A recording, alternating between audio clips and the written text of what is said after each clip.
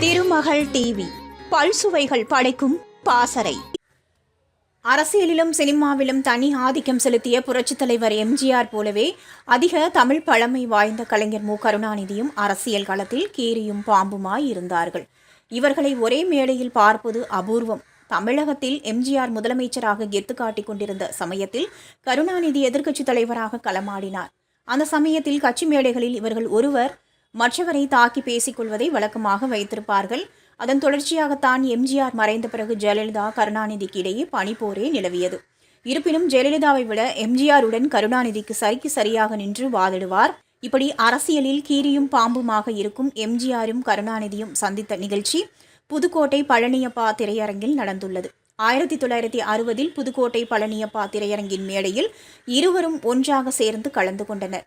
இதில் கலந்து கொண்ட பழனியப்பா செட்டியார் மற்றும் கட்சி நிர்வாகிகள் அனைவரும் ஒன்றாக சேர்ந்து புகைப்படம் எடுத்துள்ளனர். இந்த புகைப்படம் பழனியப்பா செட்டியார் மகன் வழி பேரனிடம் வீட்டில் மாட்டி வைக்கப்பட்டுள்ளது. எம்ஜிஆர் கருணாநிதி சந்தித்த நிகழ்ச்சி இதுவாக மட்டுமே இருக்கும்.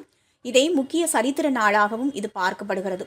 60 வருடத்திற்கு முன்பு நடைபெற்ற இந்த நிகழ்வு வரலாற்றில் நடந்திருக்கும் மறக்க முடியாத நிகழ்வு என்பதால் அந்த புகைப்படத்தை திரைப்பிரபலங்களும் அரசியல் பிரமுகர்களும் சென்று பார்த்து வருகிறார்கள்.